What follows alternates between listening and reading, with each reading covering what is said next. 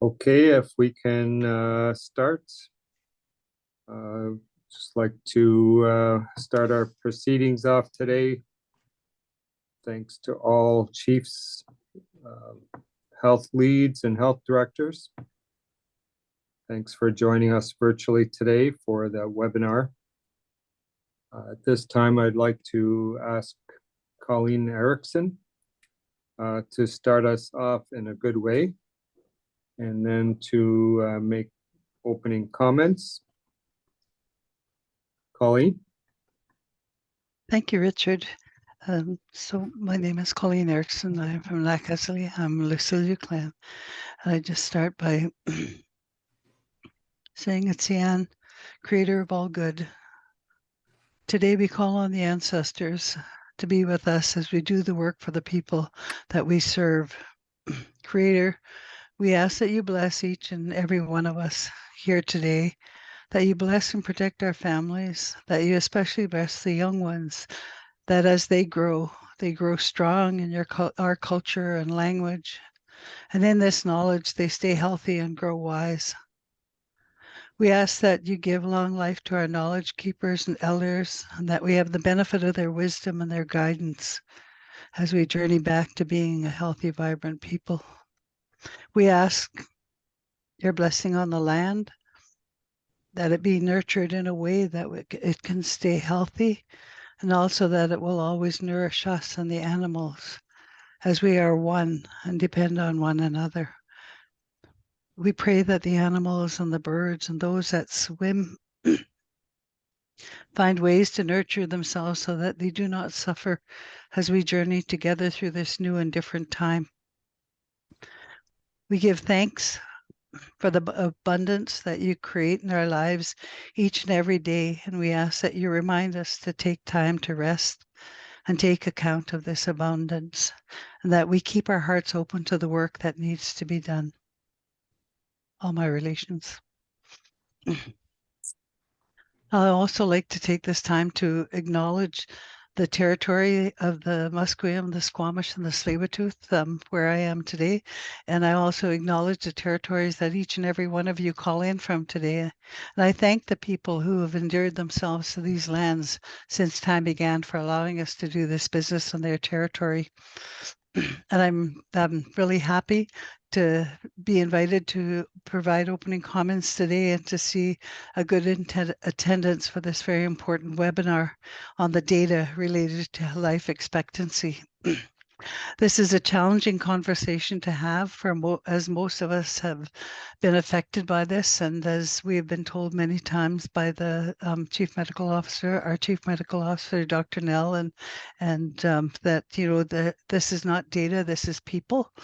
And so this is a difficult conversation, but as part of our work in these of taking care of our communities, it's a conversation in which we must all participate and work together.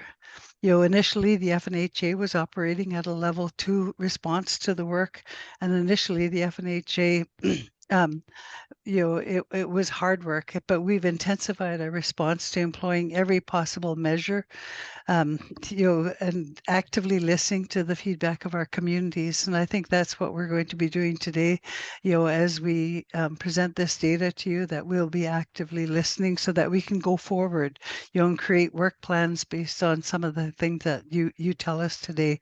So I'm really appreciating, being invited to this seminar, but also looking forward to hearing the conversation. Thank you.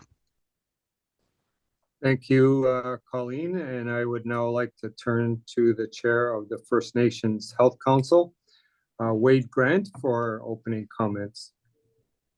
Hi, Richard and Colleen. Thank you so much for opening us up in the right way, ensuring that we are grounded with our ancestors as we embark on this very important conversation today.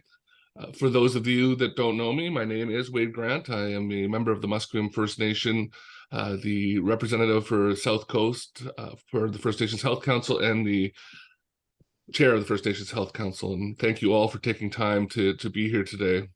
So I want to bring greetings on behalf of the First Nations Health Council, and thank you all for being here. I'm pleased to be here on behalf of my colleagues to contribute to creating a shared understanding around data. as it relates to life expectancy for our First Nations in the province of British Columbia, and how we can use that data to reclaim our health. It's always an important thing for us to remember and acknowledge that when we talk about data related to the life expectancy, as Colleen said, we're talking about our people, our loved ones, those that have gone before us and those are yet to come.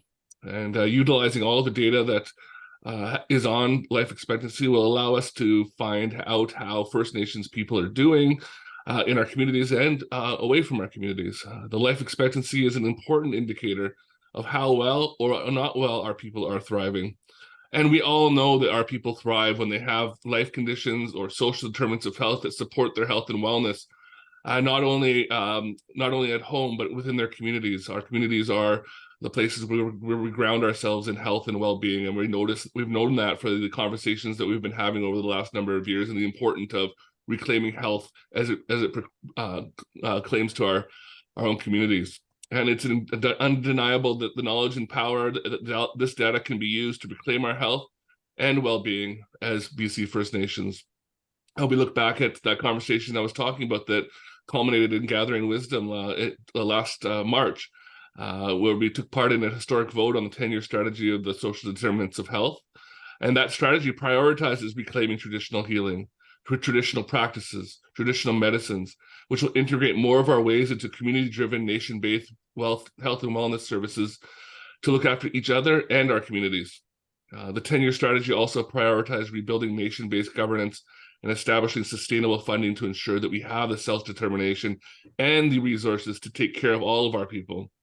The Health Council, the First Nations Health Authority, and the First Nations Health Directors Association, we all share a vision of self-determining, healthy, and vibrant First Nations children, families, and communities.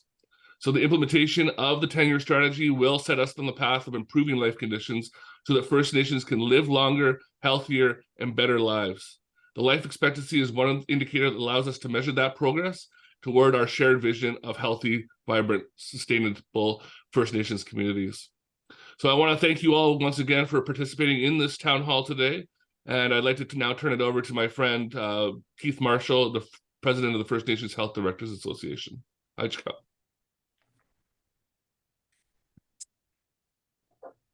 Thank you, Wade. Can everybody hear me? Thank you, Wade, and thank you, Colleen, for opening us in a good way. Your words were very heartfelt. It's good for us to be able to gather again today. My name is Keith Marshall. I am the president of First Nations Health Directors Association and regional representative for Vancouver Coastal Region, and I also serve as the health director for the Health and Health Center Society in Bella Bella. I would also like to acknowledge the traditional and ancestral lands of which we are attending, of all the communities that are attending today, and to have an important discussion around data. I'd like to start by taking a moment to acknowledge all those who we have lost in the past years with the effect of the intergenerational trauma has devastating effect on the health and wellness of First Nations communities. In addition, the impact of the COVID-19 pandemic, chronic health conditions, the toxic drug emergency, and also mental health have been great challenges and has a particular effect on many of our loved ones in our community. Through colonialism, disrupting the way that First Nations practice since time immemorial, these things have had a devastating effect on the happy and healthy people and how we're connected to the land. Driving First Nations health. First Nations are many social factors, including self-determination, connection to the land, cultures, language, access to traditional food, housing, traditional healing and medicine, mental health, and wellness support are some of the things that are important in order to live healthy lives in our communities. There's been disappropriate challenges when it comes to health and well-being as individuals, as families, and communities. And through all of this, First Nations people continue to show strength and determination and resilience and an incredible capacity to develop positive outcome despite the adversity that they are facing on a daily basis. We are building systems that address the root causes of trauma, including the legacy of residential schools, strengthening the broader supports that their community members need to flourish. We continue to strengthen traditional healing and health and wellness systems by and for First Nations that are preventative rather than reactive, a wellness system rather than a sickness system. And incredible work continues to be underway in the communities. And we continue to support each other so that all communities are able to experience the good work that's being undergoing today. Today's gathering gives us the opportunity to receive an update and understand information regarding life expectancy of First Nations people in our province. We as health directors working in communities, we're well aware of the broad factors that contribute to the information being presented today. As frontline workers, we are often dealing with a wide range of circumstances that impact the health and wellness of our communities. Chiefs, health directors, and other community leaders continue to build the necessary resources and supports needed for our members to flourish and overcome adversity. And this 10-year strategy is going to be have a major impact on how we continue to do this work. All these factors affecting First Nations are important in the holistic approach needed to consider the information we are discussing today. And as we consider numbers, we know that each statistic is a human life, a mother, a father, a child, a grandparent, an elder, an auntie, an uncle, a cousin. Their lives are important and they are the pulse of our communities. And it's our collective duties to ensure that the pulse beats strong and steady for many years. First Nations data government is important. We want the system whereby First Nations governments have relevant, timely, and good quality information required to make decisions, monitor progress, and report on results of their communities. Chiefs, leaders, health directors, and health leads are very grateful for the work that we continue to do in community and how we take care of our First Nations people. Your wisdom, insights, and lived experience are valuable as we continue to journey towards improving health incomes and increasing life expectancies for First Nations people. So I want to again thank you for the opportunity to speak and look forward to our discussions today. Thank you, Colleen, Wade, and Keith, for your remarks, setting up the context and the background for today's call. We will next move to FNHA's Chief Medical Officer, Dr. Nell Wyman, who I'm pleased to announce has been successful in the competition and is now our Chief Medical Officer, and we can take the acting off her name. So very pleased that this is the first opportunity to announce that.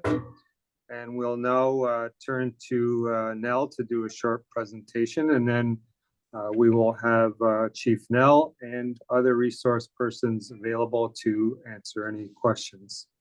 So just a reminder that our town hall will be recorded and posted to FNHA's Community Leaders webpage for those that were unable to make it today, or for anybody wanting to revisit this activity.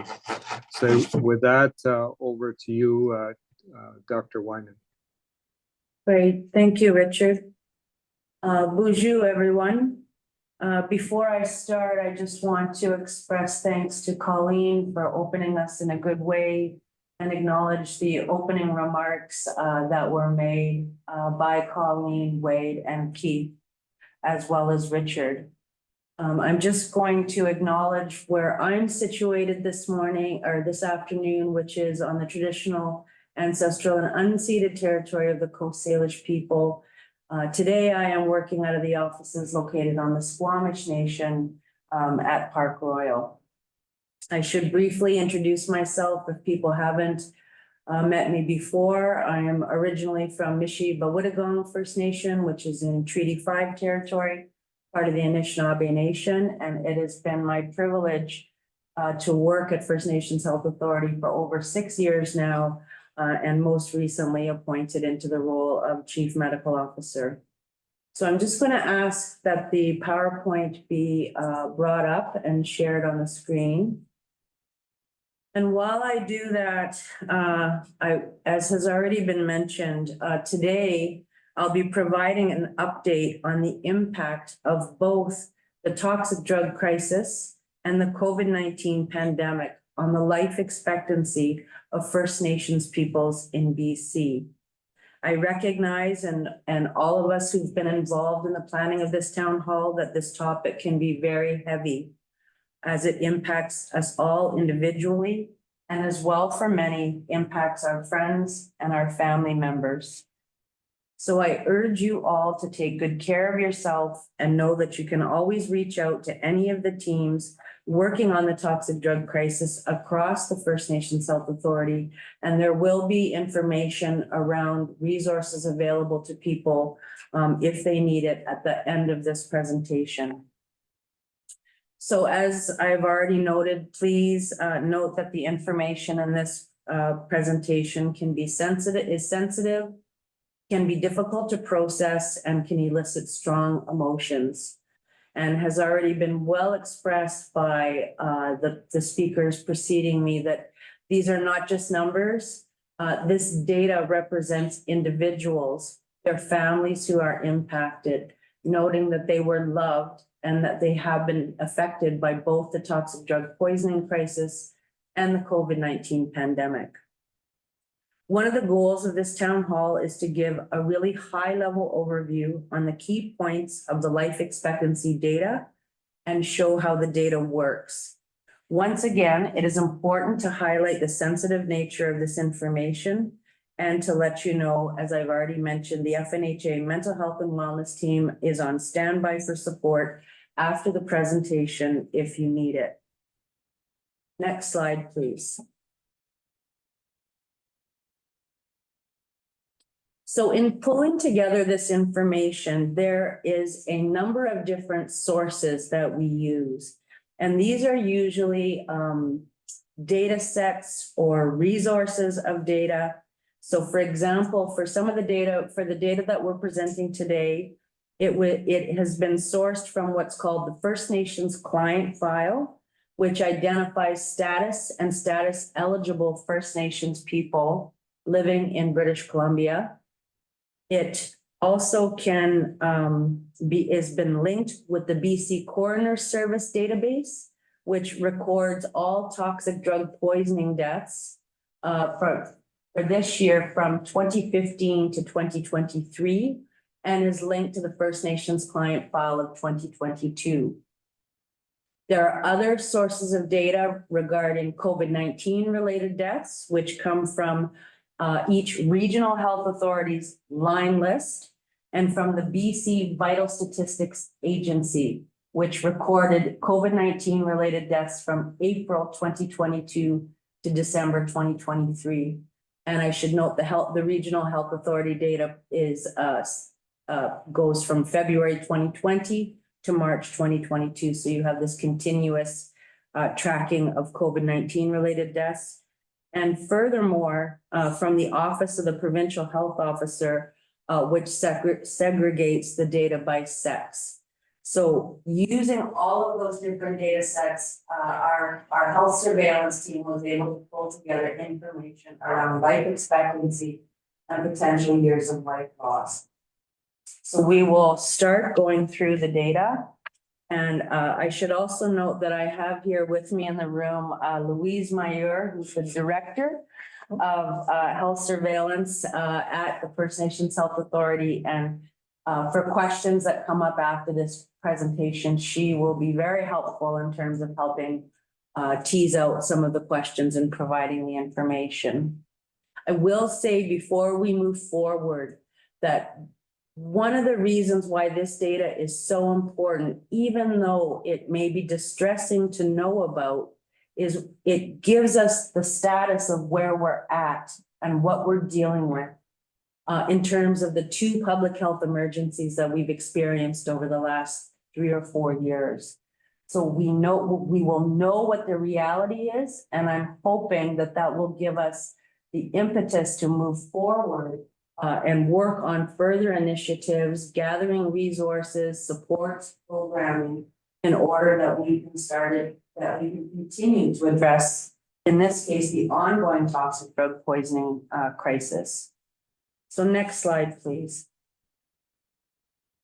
So in terms of First Nations life expectancy, the effects of colonization and intergenerational trauma have presented profound challenges to the health and well-being of First Nations communities. These challenges have been exacerbated by the simultaneous occurrence of two public health crises: the ongoing toxic drug crisis, public health emergency since April 2016, and the onset of the COVID-19 pandemic in early 2020. This convergence or collision of the toxic drug crisis and the COVID-19 pandemic has significantly impacted the life expectancy of First Nations people. The data analysis reveals a reduction in the average lifespan of First Nations individuals in BC by approximately 7.1 years between 2015 and 2021. In addition, by examining life expectancy data over this time frame from 2015 to 2021, we can compare this with First Nations people in Alberta, for example, during the same period, who experienced the same First Nations life expectancy trends with similar rates of decline. So you may have last year heard about the data being released publicly from Alberta. It did receive quite a bit of media attention at the time. As in Alberta, from 2015 to 2021, the life expectancy of First Nations males decreased by 7 years, from 67 to 60 years in 2021, while for females, it decreased from 73 years to 66 years over the same period. And just for clarification, I'll note before we continue that life expectancy is an approximate measure of the number of years a person is expected to live starting at birth, given the current health landscape and environment that they are born and continue to live in.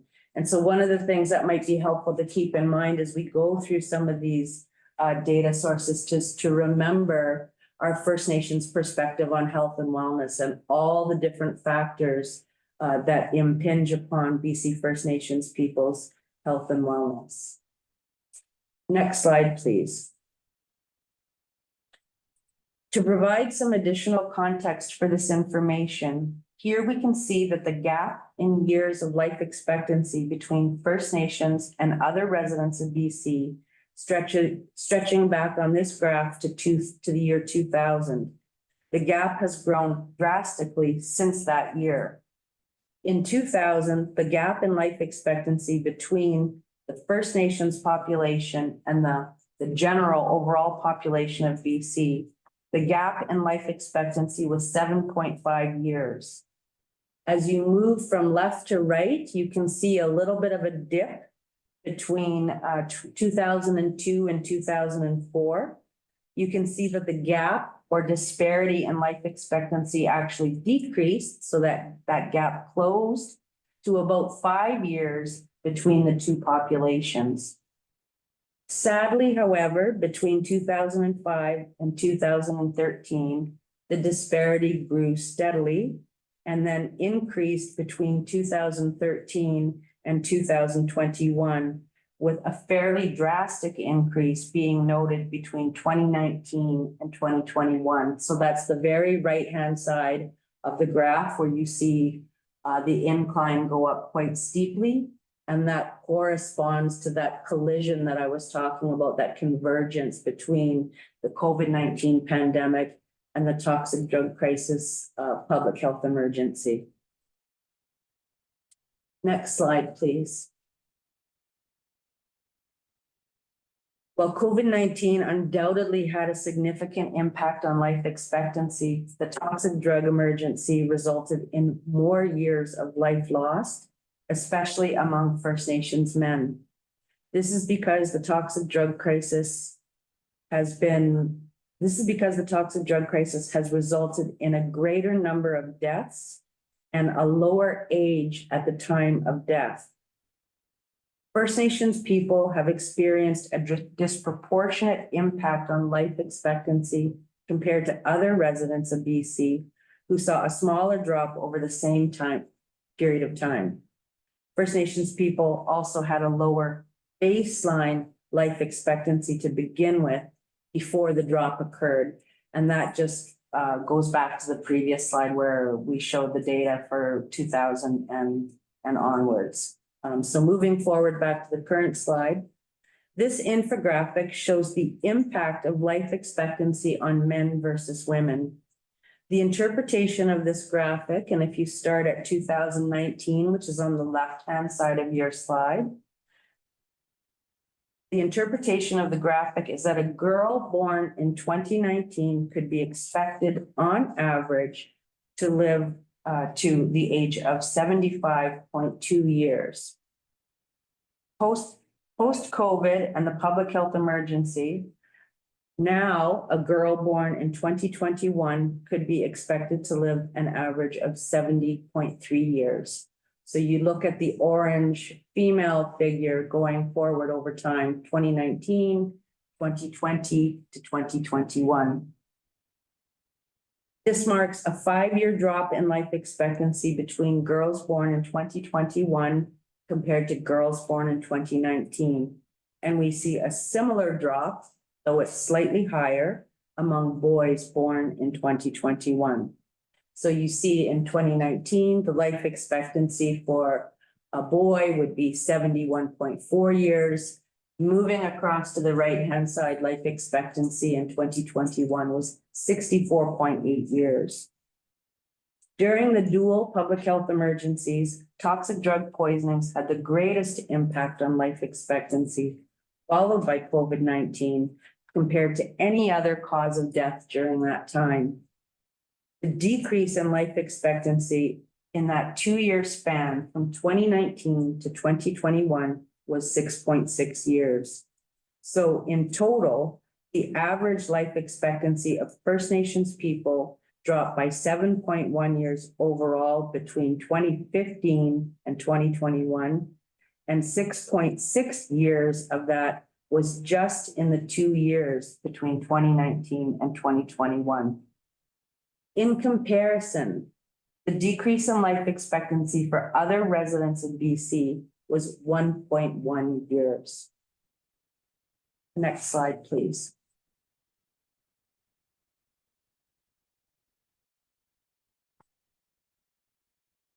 The intersection of the COVID-19 pandemic and the toxic drug emergency has significantly negatively impacted the life expectancy of First Nations people in BC, as we've shown.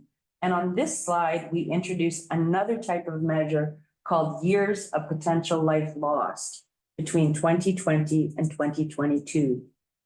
This measure is calculated by subtracting the age at time of death from one's life expectancy, and then summing up the individual years of potential life lost across each cause of death to get a total number.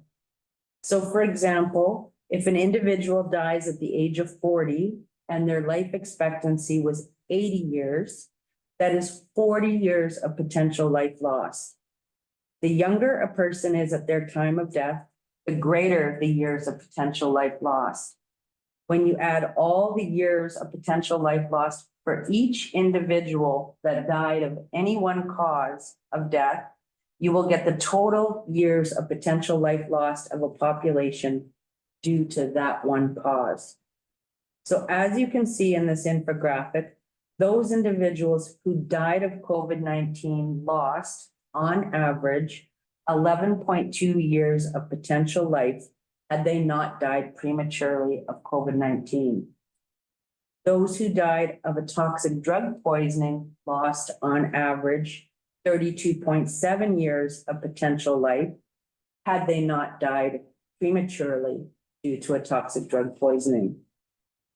The toxic drug crisis resulted in the most years of potential life lost, followed by COVID-19 between 2020 and 2022. And also for that time frame, between 2020 and 2022, there were 1,034 deaths due to a toxic drug poisoning and 293 deaths related to COVID-19. This totals to over 37,000 years of potential life lost for those two causes of death. Next slide, please. Overall, the data above highlights the significant impact of both toxic drug poisonings and the COVID-19 pandemic on the life expectancy and mortality rates among Status First Nations individuals in BC, with different patterns observed for each cause of death over the years.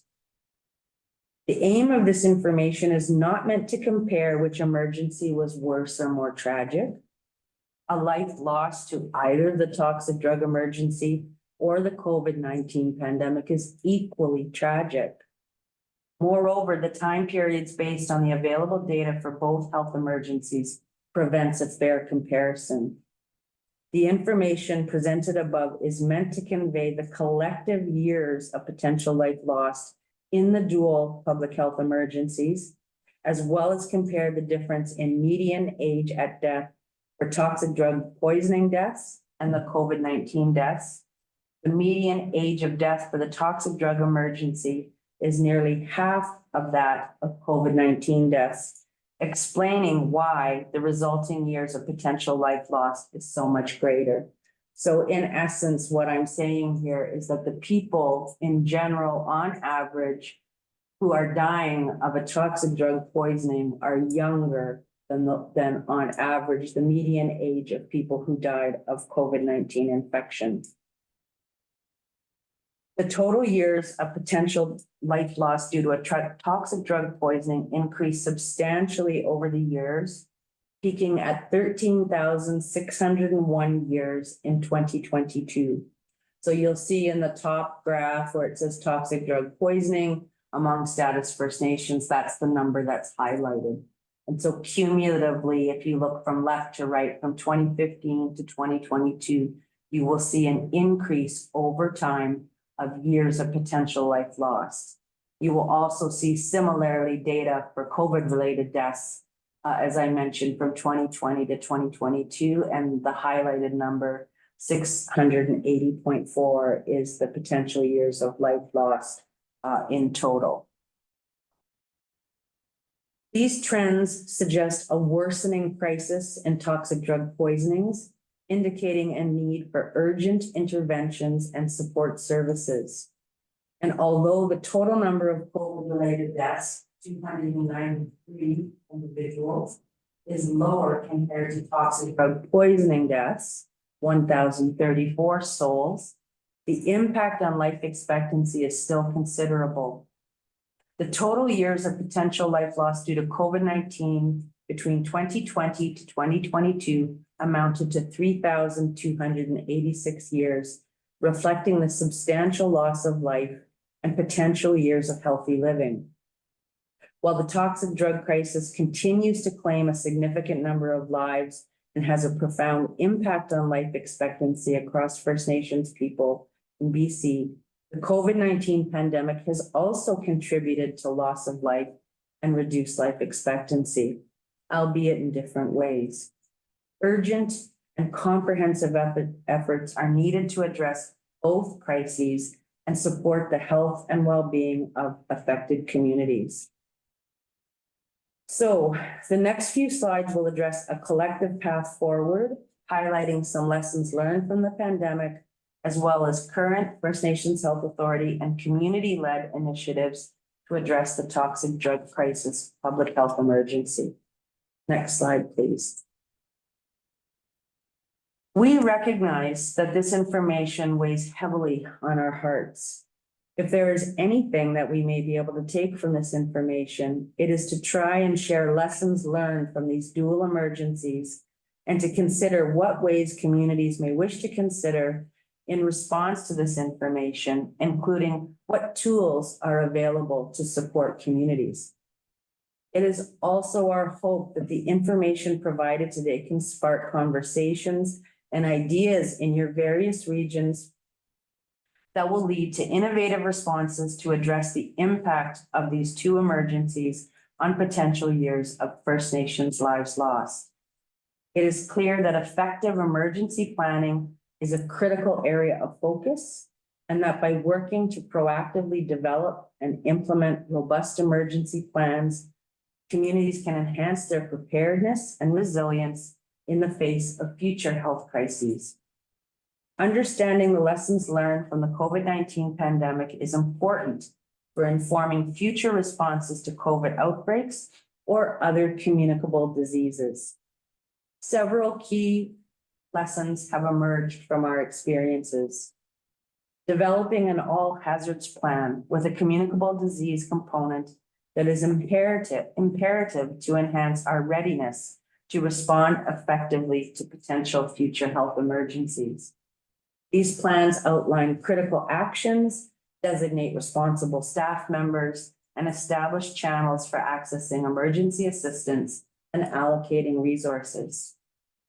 It is essential to ensure widespread availability of personal protective equipment, PPE, and accessible COVID testing resources, such as rapid testing. These measures play a crucial role in mitigating the spread of the virus and safeguarding public health.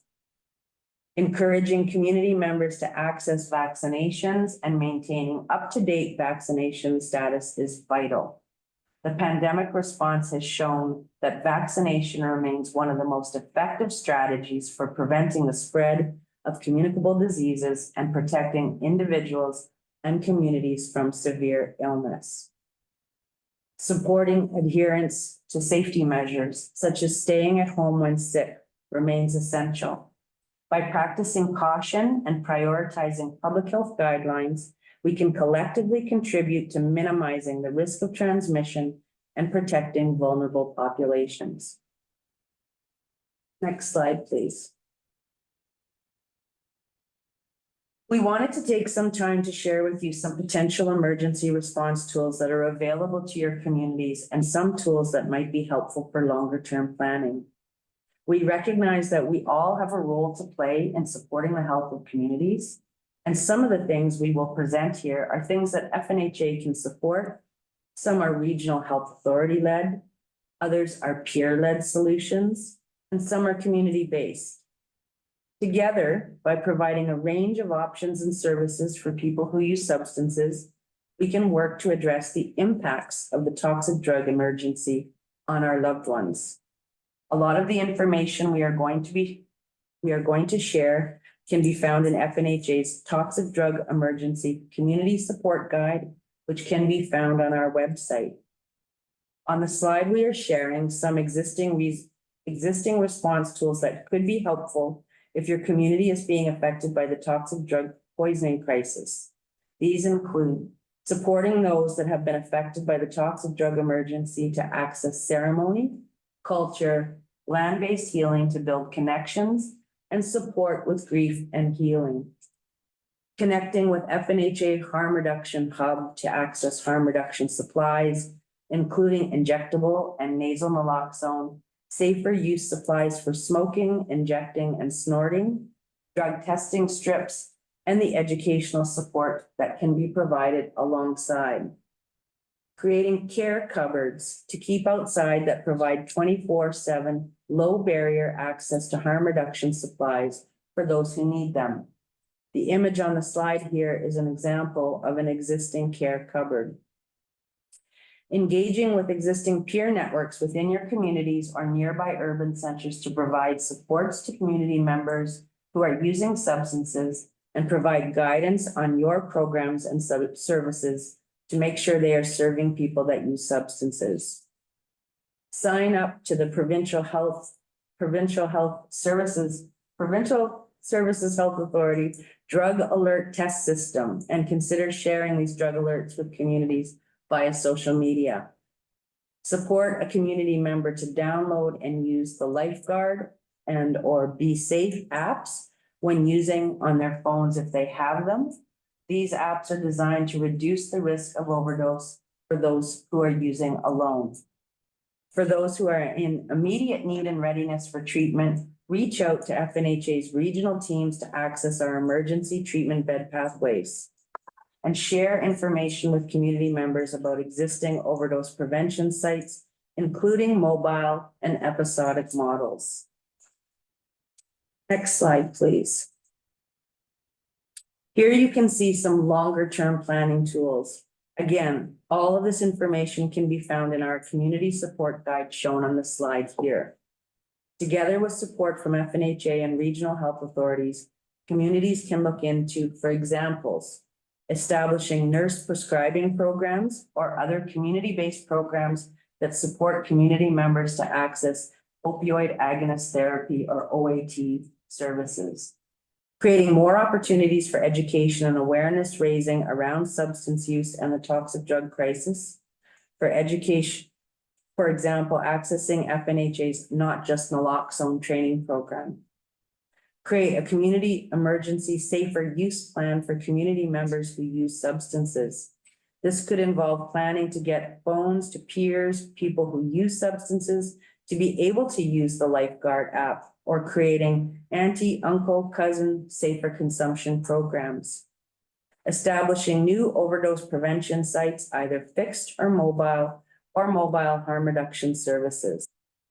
Plan to install harm reduction vending machines in an outside location, providing 24/7 access to essential harm reduction supplies, including other important supports such as traditional medicines.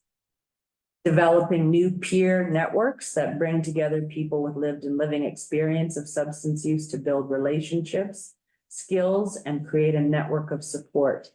These networks can also provide support when developing programs and services to ensure that they are best meeting the needs of people who use substances. Creating space within community to address the stigma around substance use. For example, the FNHA Courageous Conversations Toolkit, which is also available on our website, can be used to have conversations around substance use with our loved ones. Providing ongoing support for those who experience grief as a result of the toxic drug crisis. This can be providing connecting to culture, ceremony, and land-based healing, or creating ongoing grief support groups. The FNHA Healing Indigenous Hearts Toolkit and training is available for professionals who are interested in running support groups in communities. We also encourage you to attend the Health and Wellness Summit that's coming up this fall, or this spring, that FNHA is planning for May 7th to May 9th of this year. This will be an opportunity to bring forward the good work that communities are doing and create space for learning from one another. If you are interested in learning more about any of these initiatives, please reach out to your regional team. And if unsure who to reach out to, please reach out to the FNHA's Toxic Drug Response Team at tdr@fnha.ca. We'll put that into the chat. We can provide information and connect you in with the regional teams. So last slide, please. We recognize the heaviness of this information and also recognize that there is still much more work to be done. But we raise our hands and show immense gratitude to all of those working in communities who are working so hard to address these ongoing public health emergencies. We hope that you take good care of yourselves and reach out for support if you need it. And one of the things I think just regarding the toxic drug crisis that I want to stress is that at FNHA, we really do see harm reduction and treatment and recovery as being on a spectrum. And in order to have people understand why harm reduction is so important, I thought I'd leave you with a quote from a colleague of mine, a fellow named Guy Felicella. Many of you may have heard of him. You might follow him on what is now called X, as also known as Twitter. He spent many years living on the downtown east side, was addicted to a variety of substances, has a history of trauma, but has now coming up to, I think, his 13th year in recovery this March. And he had this great quote on Twitter a couple of days ago, and I'm just gonna leave you with that. He said, "I wouldn't be alive today without harm reduction. And I wouldn't have the life I have today without my recovery." And so I'll just stop there. We have the slide up that shows you access to mental health and wellness supports. If you feel distressed by this information that we've shared in the discussion, you can also reach out, as I mentioned at the top of the presentation, to any of the teams, the mental health and wellness team at First Nations Health Authority as well. So Meg Witch, thank you for your attention. Thank you, Dr. Nell, for a very clear presentation with a lot of information. So we will now open up for questions, and as is our practice, we will take chiefs and then health directors. Okay, I'd like to then go to Chief Lydia Wheatsum.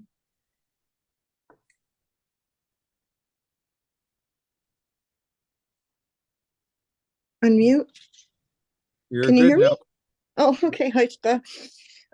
First of all, yeah, just acknowledging the presentation and all the good work and information that's there. You know, it is sad to see, you know, the impact, of course, of the particularly you see the numbers with respect to the toxic drug impact on loss of life.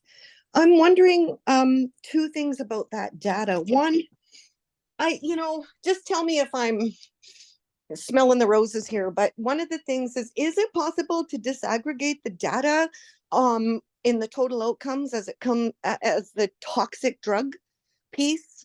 Because you say, you know, this is really impacted by the toxic drug piece. And I'm like, you know, remember years ago when we were trying to present data in a way, when I'm reflecting back, and those that know I was there at the health authority, and we tried to do this B-side flip of here's what the data says, but also how do we present data that's hopeful too for us? And so maybe that's what I'm thinking. If we could say, you know, if you weren't doing drugs, here's your life expectancy. I don't know. It just, it's sad to see, right? The reduction in life expectancy. So I just wanted to say that if there is, like, as a chief in the community and all of us that are chiefs, then our people are all looking at us saying, what can you do to help?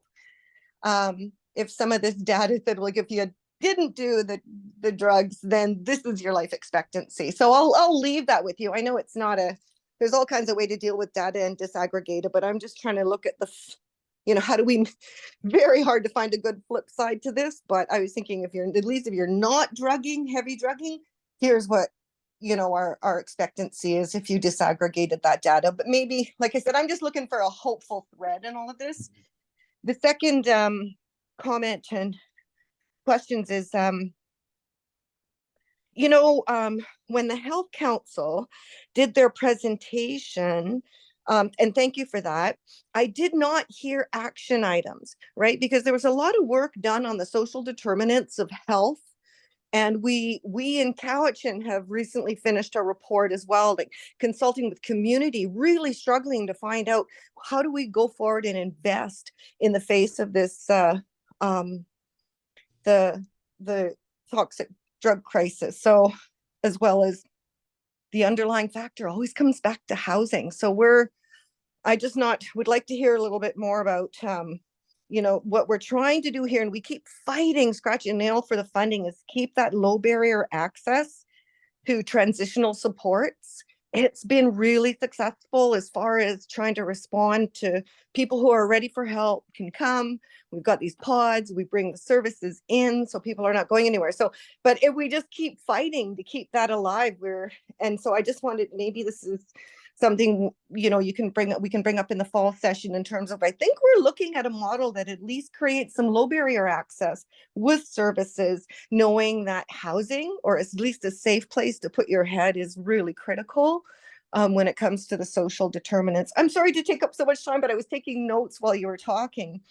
My last piece is that, yes, really, we've talked a lot about the harm reduction in terms of potential to mitigate, right, the deaths.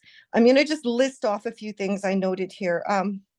Ceremony for healing is it's beautiful for sure, but many people are disconnected from their culture. So that business of reconnection, and I'll emphasize that more in terms of reconnection with the natural world. And I think that there's the chief side of it where we've been removed, dispossessed of our lands, and that reconnection is part of it. I know you guys aren't political, but we do know that the natural world offers us healing as well as ceremony, but access and opportunity are there. Yeah, the resources, right? The other side that I didn't see jump out on the reporting on either the COVID-19 or the toxic drug was that business of the mental health, the isolation associated with mental health, how might we respond to that if we're looking forward, but also the toxic drug crisis, having done our report here, understanding those underlying factors, that are driving our people, potentially driving our people to the levels of harm we heard in terms of the number of losses related to the toxic drug crisis. So we're struggling here in Cowichan to just keep basic program alive that we're actually seeing as saving lives. We're not really sure on how to get access to the mental health dollars, and that's the only reason I flagged it, is because neither with COVID or thing I saw, I will stop there because I'm so sorry to take up so much time, and I really appreciate the presentation. But those are from Cowichan, from the chief's perspectives at our council table, these are some of the things we're really struggling with in terms of being access, an emphasis on access to actual community resources. So again, all of the presentations were very helpful, but it made me think about these things. Is there a B-side to the story in terms of us that are not doing the hard drugs or actually doing okay or not? I don't know. We just struggle to find hope. And so I'll stop there, and I just lift my hands up to all of you for your good work. I'll stop there. Thanks very much for your thoughtful and thought-provoking questions and comments, Chief Lydia, and just to acknowledge your contributions to FNHA as well. Perhaps if we could start with Chief Nell and Louise Mayer in terms of some of the data. This is obviously one element of data, and some commentary on some of how this could be presented, as well as potential action items. Dr. Nell and Louise, do you have comments? Yeah, thanks, Richard. I think I'll just start off generally, and then I will hand over to the data queen, Louise. One of the things I think that it's really important that we are all clear on, and Chief Lydia, it came out of your question, is that when we're talking about this data, the life expectancy data, for example, this refers to the entire population, the entire BC First Nations population. So it's not a matter of saying to someone who who uses substances to say, well, your life expectancy is 7.1 years less. It is for all BC First Nations people, the life expectancy as a population has come down by 7.1 years. So that's one of the important things to keep in mind. And I think what we can learn from that is that I have said this many times, I think, during the toxic drug public health emergency, is somehow we need to start thinking of this toxic drug poisoning crisis as something that affects us all. Whether we know someone personally, whether it's ourselves, whether it's our family members, whether it's our cousins, this affects all of us. And we have to start, communities are working very hard, and I acknowledge that. but we have to continue to invest in those programs and services. Because really what's driving this, what's driving the toxic drug crisis is the poisonous, potentially lethal, unpredictable, dangerous supply of unregulated substances. So it's a gamble each and every time somebody chooses to use the unregulated drug supply.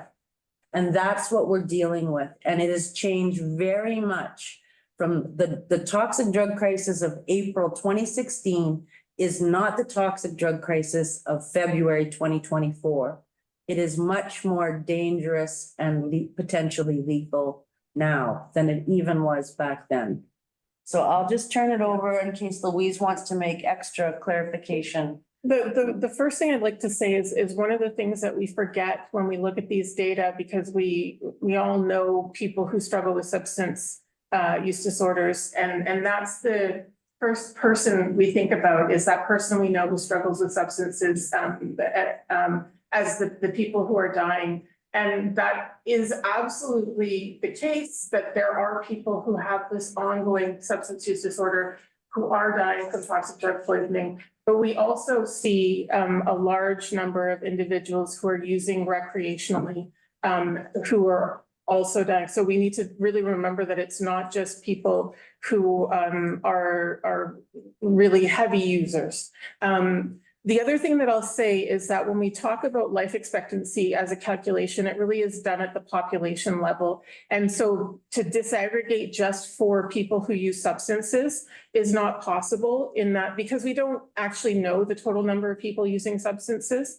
What I can say is that if we did not have a toxic drug crisis and we did not have COVID-19, we would not be seeing that increase in gap. That is very, very evident from the data that I have seen. I can't speak to exactly what the life expectancy would be without those two emergencies, but the gap, I can say pretty confidently, the gap between First Nations and other residents would not be rising without those two emergencies. And that is very evident. The only other significant contribution to life expectancy are things that are also linked to substance use. And so, you know, there's no indication from any data that I've seen that there is any other significant contribution to, as far as cause of death goes, to the gap increasing between First Nations and other residents. So if you're looking for a positive, I think that's the positive. Like, this is really the root of the issue, are these two really, really harmful and impactful health emergencies that we've been dealing with. Thanks. Yeah, I think the other comment I would add is that there are health and wellness indicators that have been developed by our team in collaboration with the provincial health officer, and I would say we're when that first report is ready to be produced, I would say that likely would be the best source for some of those positive indicators that I think you were looking for, Chief Lydia. So I think it's important to keep the balance issue in mind. So thank you for your comments. I'll turn to Wade Grant or Wayne to comment on the determinants part of your comments. Wade or Wayne, are you able to provide some commentary?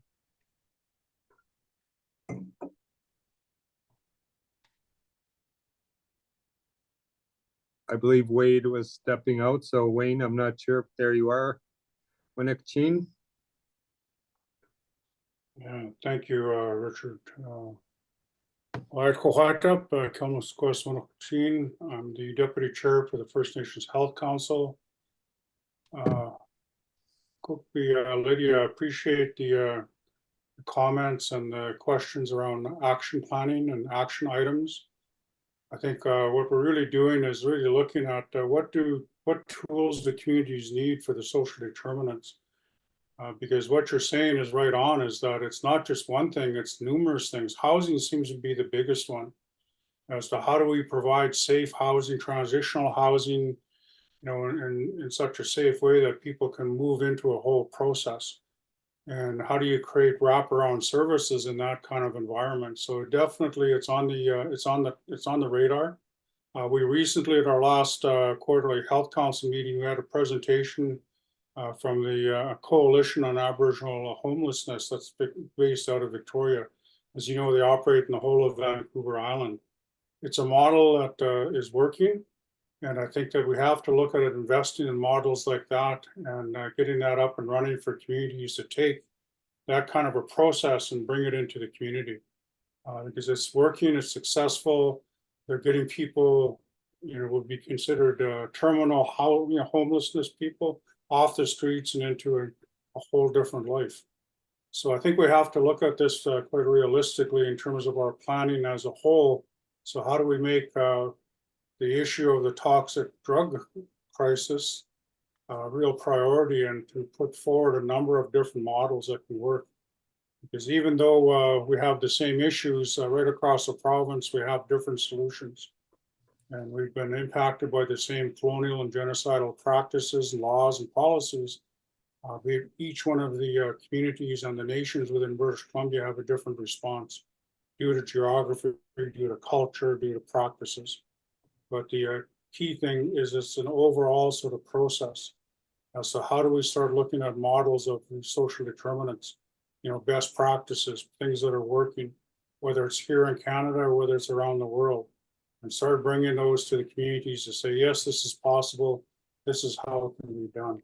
So I really appreciate the question. And again, I just wanted the opportunity to say thank you for being able to be a part of this process. And there's over 100 and some odd PUCPs and health leads and directors that we're here, and I think we can learn together, because nobody has the solution. We're put our heads together, we'll find a solution that's going to work, because we're all part of the solution. And I think that's really an important part of this mechanism with the health authority, with the health directors, with the health council, and especially with the communities. How can we create resources and open that door for the communities to start looking at models, social determinants of health models that will work? So thank you for the question, Lydia. Thanks. And again, reinforcing, we have our health summit on May 5th to the 7th, which should be a good opportunity to explore some of those options and on the ground concrete models. So I'll turn to Duana Virgo Johnson for her comments in terms of potential mental health resources. Thank you, Richard, and thanks, Chief Lydia, for the question around, mental health funding and how to access. And I think when we're looking at our continuum of care on the spectrum of mental health and wellness, as well as health, taking into account the work that we're doing with the regions and communities around the healing modalities, healing centers, and healing lodges to help support mental health and wellness, and then the initiatives that we have with regional teams around the land-based healing funding that can be utilized, as well as the traditional wellness funding. And so I want to just highlight that those are funding pots that can help with mental health and wellness, as well as the information. We have an infographic on the emergency beds for access for those high risk situations that individuals may need to access. And I would encourage you to connect with Vancouver Island regional team to help support, as well as our mental health and wellness team here. But I look forward to, if you have more questions, Chief Lydia, you can connect with me directly as well. And we're working closely with the toxic drug team to support and provide as much resources available that we can. Thanks, everybody. If I could now go to Chief Spahn for his question or comment.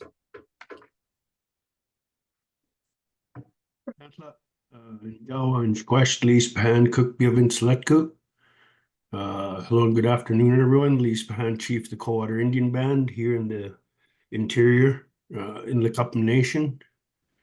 About 10 minutes ago, we had a Superman run by the reserve here. The one running for cancer across Canada.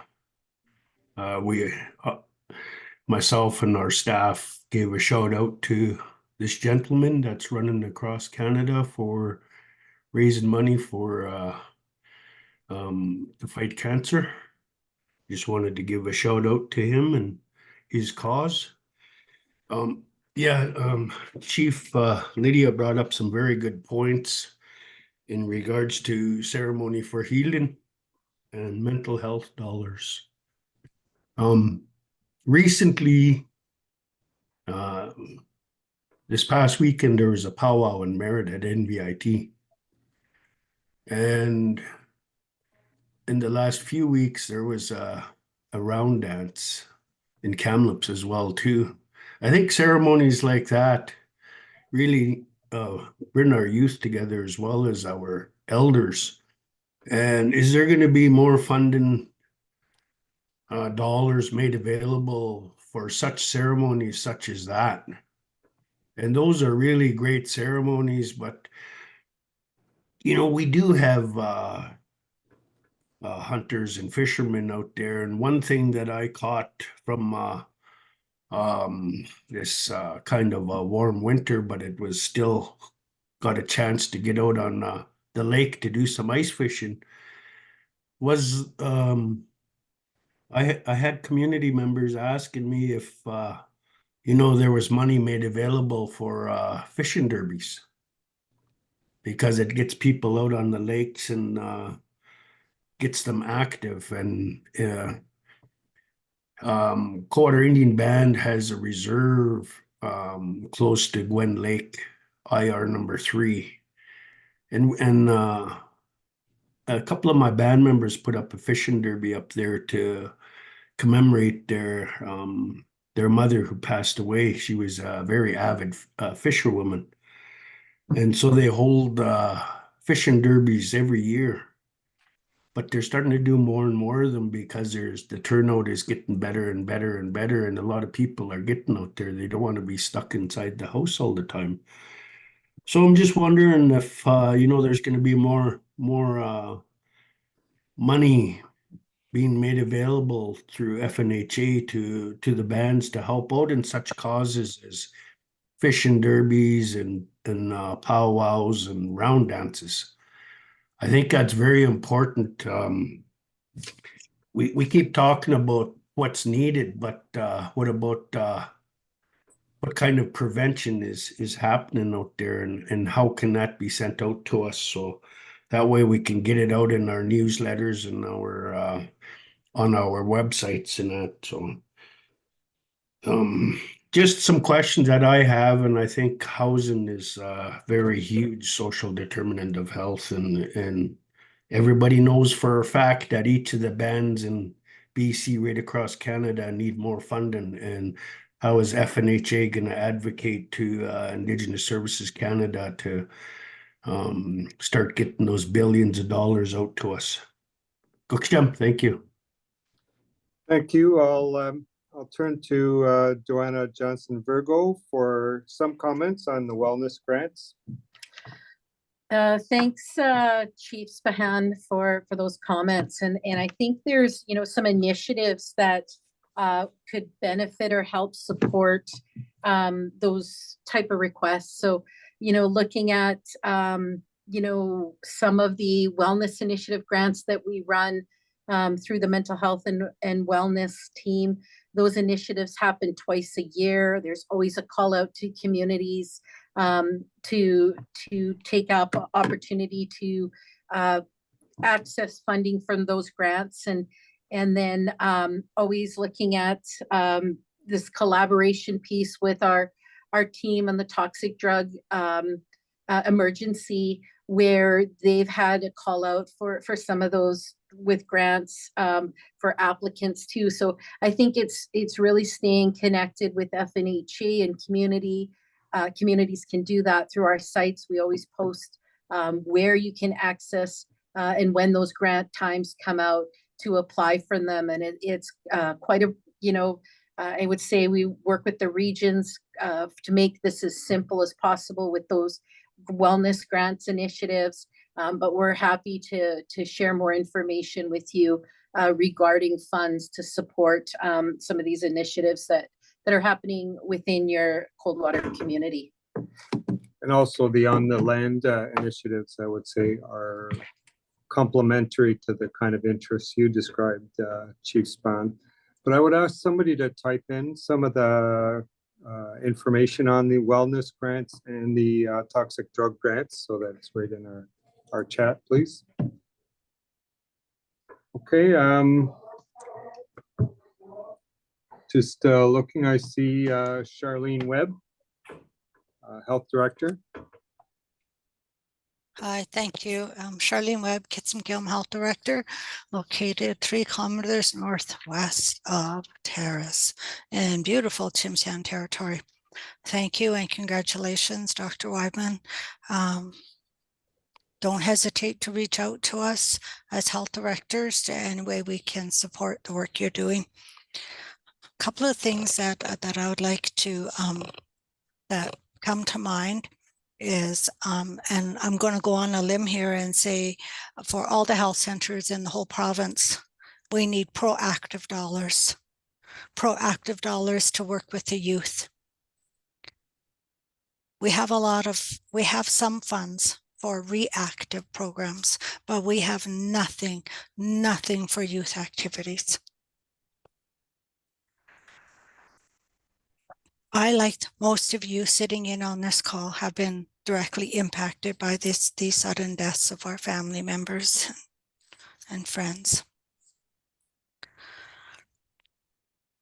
My goal, what I hope to do for Kitsim-Gilm, is to access funding for a proactive approach to reach our youth. The fact of the matter is that the ages 10 years of age and up are the ones we need to target. They're the ones we're going to make a difference in this crisis of drug and alcohol crisis situation we're in.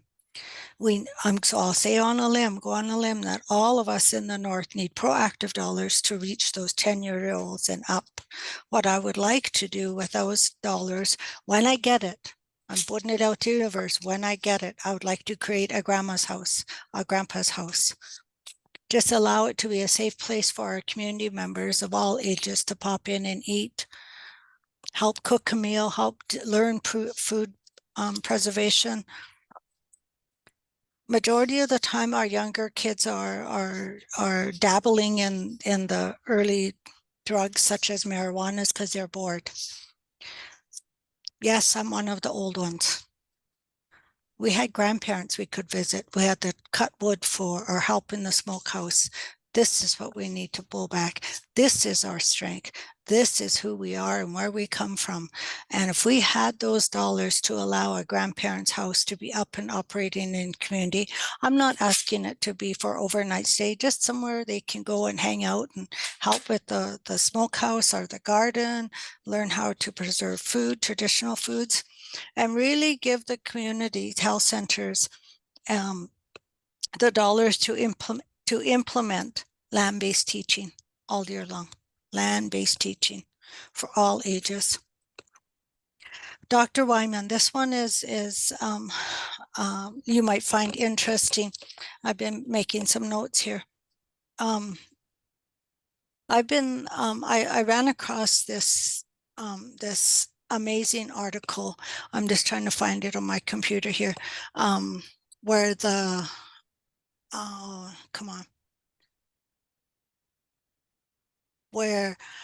how in the United States, what they're doing to treat people with addictions and Alzheimer's is emerging applications for focused ultrasound. So I've shared this with a couple of my family members in a private message over the weekend. What this doctor is doing is using the ultrasound to target that the hippocampus of the brain to where it can focus right in on that hippocampus where that urge to use is there. He comes out of the United States. I'm just looking for, I want to say Virginia.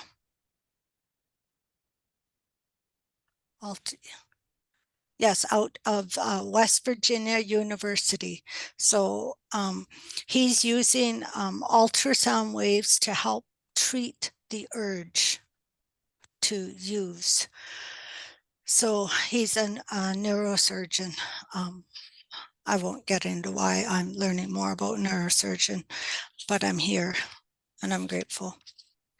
So my question would be to FNHA, if we could get dollars for proactive approach to reach our youth, because none of our contribution agreements has the funding to work with the youth. And when we look at what this world looks like now with losing family and friends to this toxic drug supply, having First Nations Health Authority come in and support their crisis response team, come in and support our community members in a sudden loss. I'm asking you, Richard Jock, if we could look at, for the northern region, when the supports come out to our community, that they are able to work with our youth as well. We had an incident that happened in community, and our child welfare system stepped in and offered support, thus caused a domino effect where people were now being investigated. We lost a young man rather suddenly, and it impacted all our kids. We know the history of child welfare, Ministry of FND, Ministry of Children and Family in First Nations communities. You know the mistrust that happens there. But I must say that the Prince George office has been working to build a relationship with our members here in the North during a crisis response. And I'm just asking that if you can take a look at how can we support our kids? How can that northern regional team support our kids and not pulling in the child welfare system or the RCMP, because those relationships are broken and I don't see it healing in my lifetime. So with that, Dr. Wyman, if you can check into the ultrasound, focused ultrasound waves and land-based funding for all our communities in the whole province, so that we can do proactive approach as well as reactive. Must see. Thank you. Thank you, Charlene. Really important points. And as we go into our budgeting for the next fiscal year, I would say that it'll be important for us to look at youth services and a greater priority for youth services. So thank you for that. And I would say that we'll also consider some of the good models that are in place in our upcoming health summit. So thank you for that. We'll now go to Saralina Willie. Hi, thank you. My name is Charlena Willie. I am the health director for Wikinuke Nation. I've been in my position for about a month. I just want to say thank you for all of the resources that are, for the information that's been shared, all the resources that have been in there. I'm really a client. I work from work from a client-based perspective. So I've hosted a couple of community engagement. When I think about the toxic drug, the root, and I think about the root cause, which is how the government came in and created the Indian Act and all the policies that went along with it. But I do community engagement and I want to build a health plan with Wecanoe, for Wecanoe, to serve them in a way that they are willing to receive supports. So in doing that, what I just want to share, I'm creating a Wecanoe health and wellness plan, community plan. And what I'm doing is I'm taking all of my program dollars and I am inserting them where appropriate into my plan. Because I do not want to take my plan and pull it apart to fit into all these little boxes. So I just wanted to share that, and I really do appreciate all of the links that have been shared in the chat. Thank you. And I know I just want to say that every region is represented on the call. And for example, Kim Brooks is on the call. So I would say that there will also be follow-up from the regional teams. But I think one of the things that's really important and that we've consciously tried to stimulate is to make sure that the resources in your community agreements are really used to address your needs. And to me, I really support the approach that you're taking to make sure that those resources are meeting your needs rather than sort of, as you say, being split up into separate areas of focus. So I think that's an important place to start, and I just want to encourage that. So we'll go next to Greg Smith.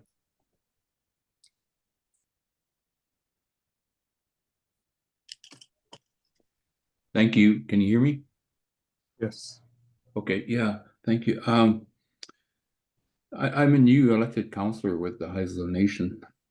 In 2023, last year, we lost 21 band members out of a population of approximately 2,100. There was 2021, there was 2 known deaths that were drug related. Another one due to dementia. And of late, dementia has spiked in our community, in our nation. I say that because I want to make I want to share what Charlene mentioned earlier, is that we need to be more proactive than reactive. I think this should apply across the board to all concerned. With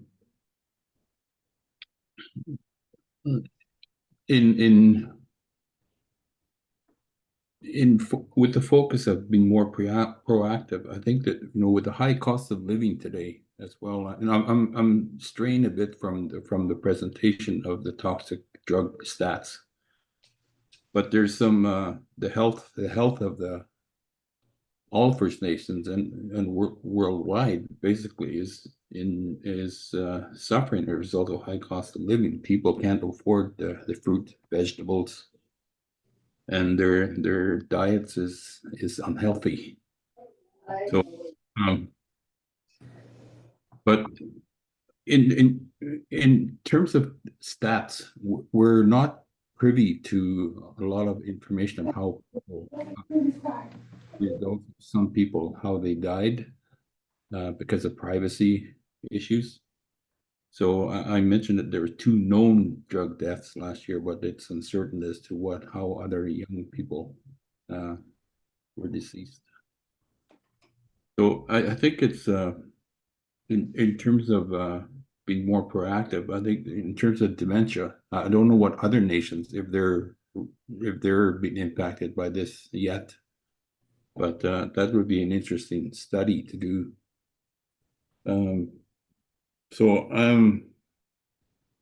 This year to date we've lost 4.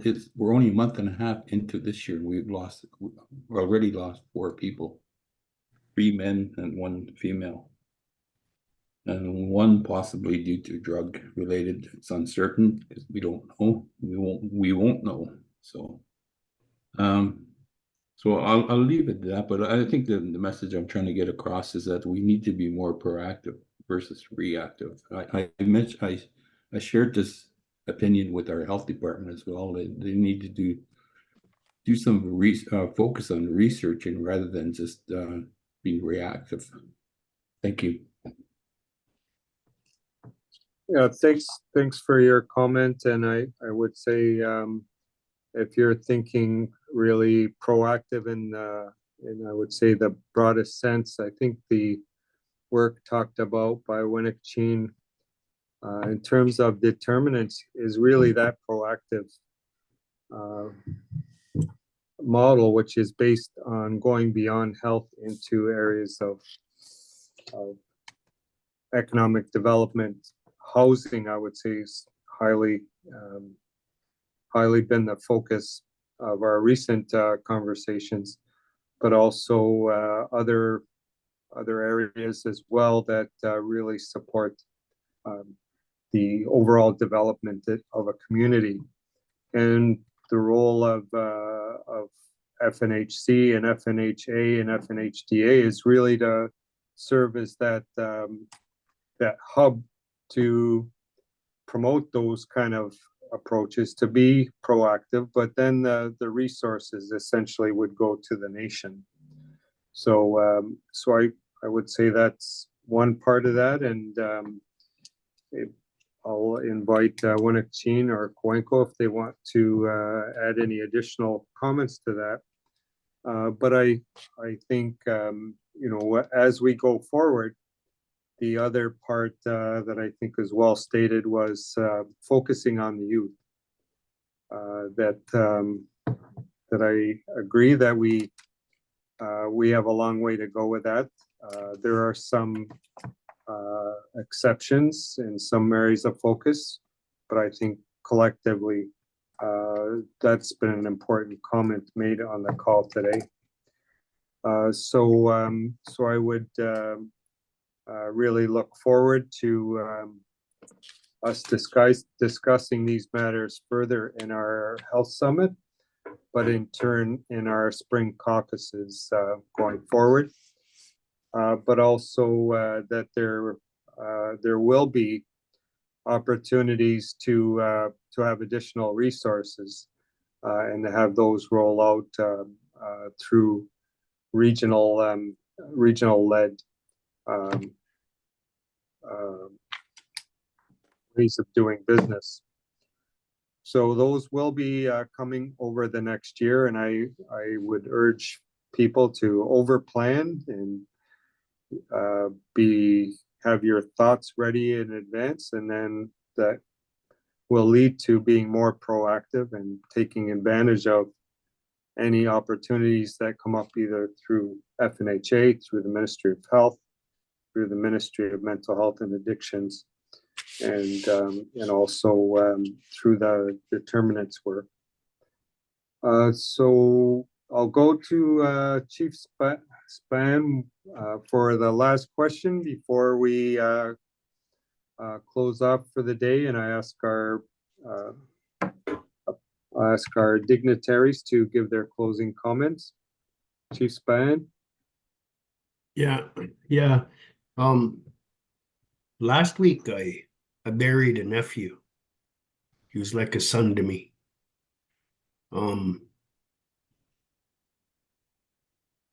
Trying to get the preliminary toxicology review / report back from the coroner.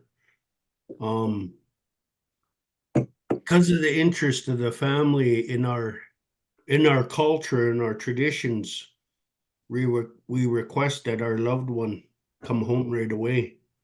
So that way we can, it's supposed to be a 4-day ceremony. Because of waiting to hear back from the coroner, we didn't get my nephew until 8 days later. So I'm wondering how FNHA, and if there's any members of the First Nations Leadership Council on the call, how do they advocate for us at the highest level about why there has to be toxicology results that have to go all the way to Boston in the United States? And the wait time is, from what I was told today, was 3 to 6 weeks. And why isn't Canada on top of this? And when we have to request that a loved one be released before any toxicology results come back, really hurts our people, because you heard questions earlier. We're not getting the answers of the results of the toxicology screening. And that's what was missed in the presentation, about how many were not counted because families wanted their loved ones home right away and end up not going through to get the full results of a death. I have to raise this because it really hurt my family. It hurt our community. And how many other communities does that hurt as well too, not knowing? And what can FNHA and the Leadership Council do to advocate for us and trying to get stuff like that sorted out? Because I know as a chief, we can go in and we can intervene to get a member to come home a lot faster than the waiting time that is put in place there. So I thought I'd raise that because that's what I seen in the last 2 weeks of dealing with a death in my family here in my community. Cooksham. Thanks, Chief Spahan, and condolences on your loss. Nell, do you have any comments? And I believe that there is a turnover in the new chief pathologist. Can you make some comments? Yeah, sure. Thanks, Richard, and thanks, Lee, for bringing this to our attention. My deepest condolences on the loss in your family. We do have a very good partnership with the BC Coroner Service, and I'm not sure if you've been, I think it's been in the news the last couple of months that our chief coroner, Lisa Lapointe, has retired and will be replaced by a new chief coroner. And while I'm happy for Lisa that she's going on to new adventures in her life, I have to say that she has been an unbelievable ally and advocate for First Nations people, and amazingly courageous in bringing issues around the toxic drug crisis to public knowledge and awareness. I'm just back from being away for a month, so I'm not sure whether or not somebody has been confirmed as the chief coroner to replace her. But I imagine that we will have to do some work in sort of developing that relationship and, having a different relationship with the new chief coroner than what we had with Lisa. But however, I think it's really important that you brought that to our attention, and we will follow up on that. The coroner service has previously expressed that, they are motivated to increase the cultural safety of their services. And so we will continue to hold them to accountability on that. I will say just briefly in terms of the toxicology reports that at present, it does take quite a bit of time for the specific results to, for the samples to be tested and for the results to be gleaned and for that to be entered into the BC Coroner Service database that I showed a slide of the database on one of my early slides.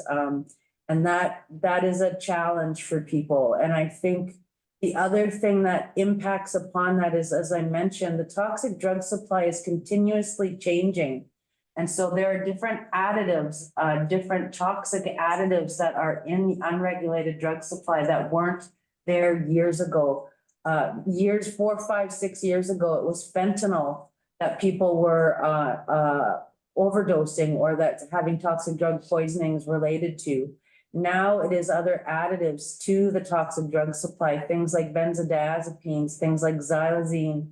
And I think what happens is because the drug supply, the unregulated drug supply has become more, has had more things added to it, that the testing for these various substances to try to determine what the toxicology is in the bloodstream of a person at the time of their death takes a bit longer in terms of that testing, and that the technology continues to be developed. So part of it, I think, is practical in the sense of how quickly can we get the news back to a family.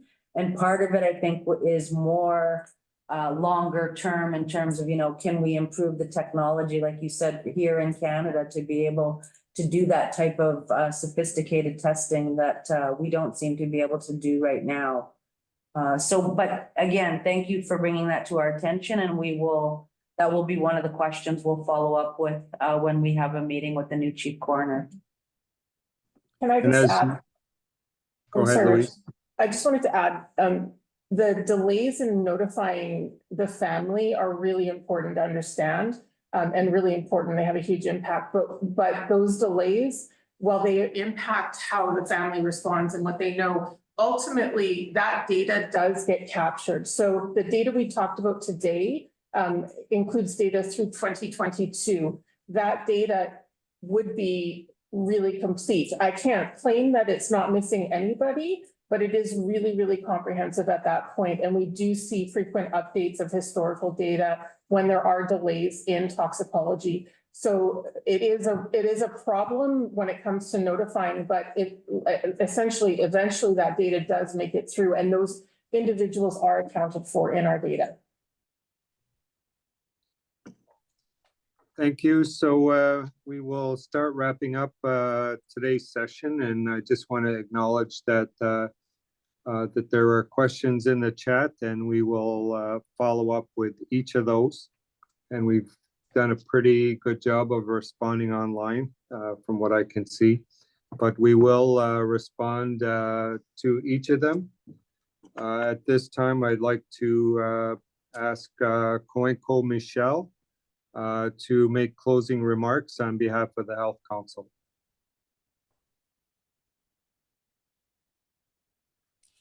Yeah, thank you, Richard and Dr. Nell. It's good to see you all. And Keith and Colleen for your presentation. I just wanted to say I was listening to the leadership and the health directors who raised the questions. I wanted to share that as Health Council member, we have brought up the issue with the concern with the drug crisis and are looking at ways we can deal with it. And I wanted to acknowledge that Chief Terry Spahan, who is one of my chiefs in my community, I acknowledge what you shared about the loss of your nephew. I had shared the same grief that you have felt in the fall of September 2022, when I lost my nephew and we had to wait 11 days. And like you know, when we lose a loved one, we light a fire and we keep the fire going until our loved one's put to rest. So I just wanted to acknowledge that as a Health Council member. These are issues we've brought to the Health Council table, is we need to find ways of more solutions. And I just wanted to acknowledge that in the that we are looking at the interior to have a gathering on April 23rd and 24th on the Toxic Drug Forum. So that's another place, Richard, that we can look at seeking some solution and direction from health directors and the leadership. And I really do, we need to find ways now to deal with the toxicology on results. But I know it's a process that is really slow. And I think is to educate our leadership how important is that information in toxicology. If there is a way that one could say it doesn't matter, or for them to have that, or is that data really important? I think we need to look at that. So I just wanted to say thank you for all that you shared. I heard you, Chief Lydia, talk about what are the things we can do to provide some positive things of how we can look forward to solutions and promote a more positive way. But I agree with you all. We have a lot of our people that don't have types of ceremonies to go out on land, because some of our people are still learning how to take back, how to do ceremony.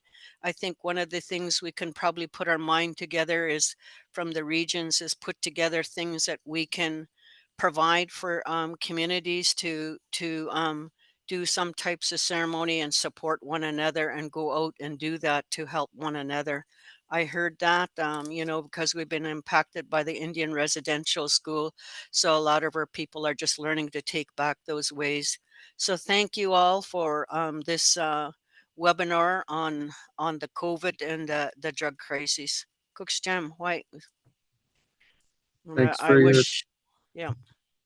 And I just wish everybody well on this moving forward. thanks, Coenco. I'll go to Keith Marshall before going to Colleen Erickson to close with her comments and a prayer. Thank you, Richard. First of all, thank you. Now, that's quite sobering information that you provided, but it's information that we really need to in order to do the work that we need to continue to do.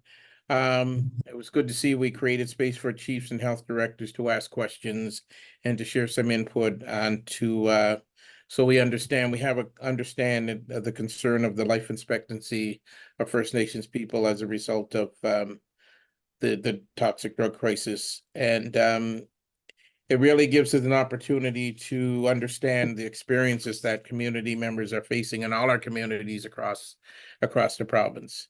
And but we do want to continue to work so that we're building healthy, self-determining vibrant First Nations children, families, and communities. I will continue to work together to prioritize the health and wellness issues for First Nations children's families, and we'll use the information to inform our strategies and policies and come up with interventions.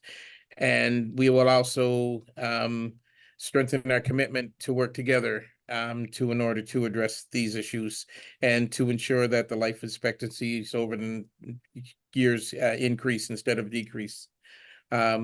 We do have a great team with the FNHA, the Council, and the Health Direct Association that will continue to support this work, and in order to continue to promote change and understand and respect the work that needs to be done, and commit to continue work to improve the health and well-being of our communities.